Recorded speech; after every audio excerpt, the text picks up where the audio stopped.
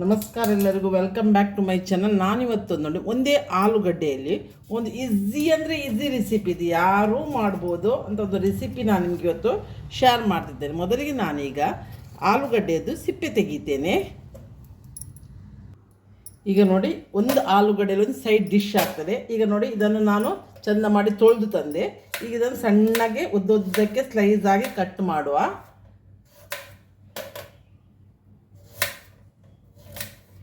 ಈ ಥರ ಸ್ಲೈಸಸ್ ಥರ ಕಟ್ ಮಾಡುವ. ನೋಡಿ, ಇಲ್ಲಿಗೆ ನೀರು ಕಟ್ ಮಾಡಿ ಈ ಥರ ಸ್ಲೈಸ್. ಒಂದು ಆಲೂಗಡ್ಡೆಯಲ್ಲಿ ನಿಮಗೊಂದು ಸೈಡ್ ಡಿಶ್ ರೆಡಿ ಆಗ್ತದೆ. ಎರಡೇ ಇಂಗ್ರೀಡಿಯೆಂಟ್ಸಲ್ಲಿ ಒಂದು ತಟ್ಟೆ ತಗೊಂಡಿದ್ದೇನೆ. ಇದಕ್ಕೀಗ ನಾನು 1 ಟೇಬಲ್ ಸ್ಪೂನಷ್ಟು ಚಿಲ್ಲಿ ಪೌಡ್ರ್ ಹಾಕ್ತೇನೆ. ಏನಿಲ್ಲ, ಇದಕ್ಕೆ ಒಂದು ಸ್ವಲ್ಪ ನೋಡಿ 1 ಟೇಬಲ್ ಸ್ಪೂನ್ ಚಿಲ್ಲಿ ಪೌಡ್ರ್ ಹಾಕಿದೆ. ಇನ್ನು ಉಪ್ಪು ಹಾಕ್ತೇನೆ.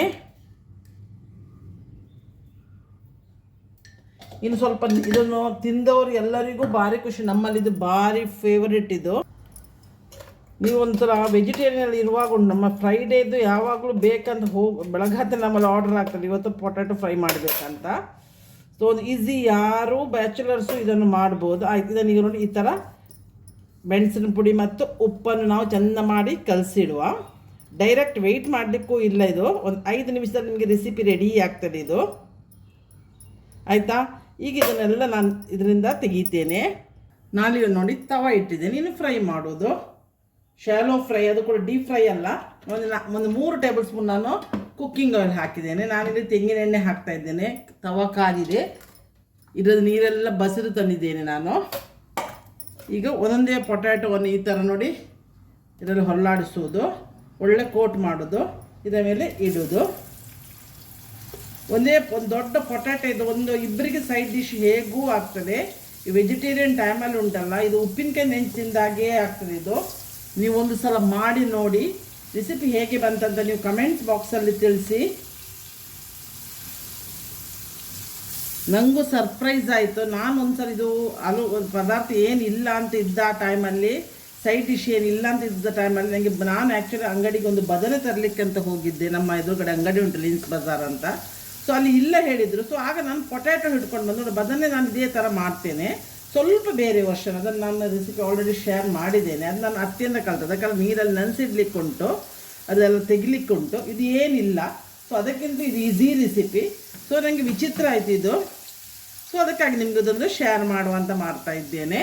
ಏನಿಲ್ಲ, ಇದನ್ನು ಎರಡೂ ಬದಿಯನ್ನು ಕಾಯಿಸಿ ತೆಗೆಯುವುದು. ಒಂದು 2-3 ಪೀಸ್ ಇದ್ದರೆ ಅಷ್ಟು ಒಳ್ಳೆ ಊಟ ಸೇರ್ತದೆ. ನೋಡಿ, ಈಗ ಅದನ್ನು ಮೊಚ್ಚು ತೆಗೆಯೋದು ಇಷ್ಟೇ. ಇಲ್ಲಿಗೆ ನೋಡಿ, ಒಂದು ಸೈಡ್ ಬೇಯ್ತಾ ಬಂತಿದ್ದು, ಬೇಯಲಿಕ್ಕೂ ಬೇಗ ಬೇಯ್ತದೆ. 2 ಸ್ಪೂನ್ ಟೇಬಲ್ ಸ್ಪೂನಲ್ಲಿ ಆಗ್ತದೆ. ಈಗ ನೋಡಿ, ಇದು ಮಿಡ್ಲಲ್ಲಿ ಉಂಟಲ್ಲ. ಈಗ ನಾನೊಂದು ಹೇಳ್ತೇನೆ ನಿಮಗೆ ಟ್ರಿಕ್ಸ್. ಇದನ್ನು ನಾನೆಂತ ಒಂದ್ಸಲ ಮುಚ್ಚಿಬಿಟ್ಟು ಎರಡೂ ಬದಿ ಕಾಯಿಸಿಬಿಟ್ಟು ಸೈಡಲ್ಲಿ ಇದ್ದದ್ದು ಉಂಟಲ್ಲ, ಅದನ್ನು ಸೆಂಟ್ರಿಗೆ ತರ್ತೇನೆ. ಗ್ಯಾಸ್ ಅಲ್ಲಿವರೆಗೆ ಹೋಗಿರ್ತದೆ. ಒಂದೇ ಇದು ನೋಡಿ, ಇಷ್ಟು ಒಂದು ಪೊಟ್ಯಾಟೊದಲ್ಲಿ ನನಗೆ ಇಷ್ಟು ಸ್ಲೈಸಸ್ ಸಿಕ್ತು. ದಪ್ಪ ಸ್ಲೈಸ್ ಮಾಡ್ಬೋದು, ತೆಳು ಸ್ಲೈಸ್ ಮಾಡ್ಬೋದು, ಹೇಗೆ ಬೇಕಾದರೂ ಮಾಡ್ಬೋದು. ಹುಡುಗಿ ಎರಡೂ ಬದಿ ಬೆಂದಿದೆ ನೋಡ್ಬೇಕಾದ್ರೆ ನೀವು ಇದನ್ನು ಪ್ರೆಸ್ ಮಾಡಿಕೊಂಡು ನೋಡಿ ಬೆಂದಿರ್ತದೆ. 5 ನಿಮಿಷದಲ್ಲಿ ಇದು ಫ್ರೈ ರೆಡಿ ಆಗ್ತದೆ. ಈ ರೆಸಿಪಿ ಇಷ್ಟ ಆದರೆ ಇದಕ್ಕೊಂದು ಲೈಕ್ ಕೊಡಿ. ಸಬ್ಸ್ಕ್ರೈಬ್ ಆಗದೆ ಯಾರು ನೋಡ್ತಿದ್ದೀರಿ ನೋಡಿ, ನೀವು ಆದಷ್ಟು ಬೇಗ ಸಬ್ಸ್ಕ್ರೈಬ್ ಆಗಿ. ನಮ್ಮ ಮನೇಲಿ ಇದು ರಿಕ್ವೆಸ್ಟ್ ಮಾಡಿ ನೀವು ರೆಸಿಪಿ ಹಾಕಂತ ಹೇಳಿ ನನಗೆ ಮರ್ತು ಹೋಗಿದ್ದಿತ್ತು. ಸೊ ನಾನು ಇದು ನಿಮಗೆಲ್ಲರಿಗೂ, ಯಾವ ಬ್ಯಾಚುಲರ್ಸ್ನವರಿಗೂ ಇದು ಒಳ್ಳೆಯದಾಗ್ತದೆ. ಈ ರೆಸಿಪಿ ಈಸಿಯಲ್ಲಿ ಮಾಡ್ಬೋದು. ನೀವು ಟ್ರೈ ಮಾಡಿ ನೋಡಿ, ಹೇಗೆ ಬಂತಂತ ನನಗೆ ಕಮೆಂಟ್ಸ್ ಬಾಕ್ಸಲ್ಲಿ ತಿಳಿಸಿ. ನಾನು ಬರೋಕ್ಕೆ ಒಂದು ಒಳ್ಳೆ ವಿಡಿಯೋದಿಂದ ಬಂದು ನಿಮ್ಮನ್ನು ಮೀಟ್ ಆಗ್ತೇನೆ. ಅಲ್ಲಿವರೆಗೆ ಬಾಯ್, ಥ್ಯಾಂಕ್ ಯು.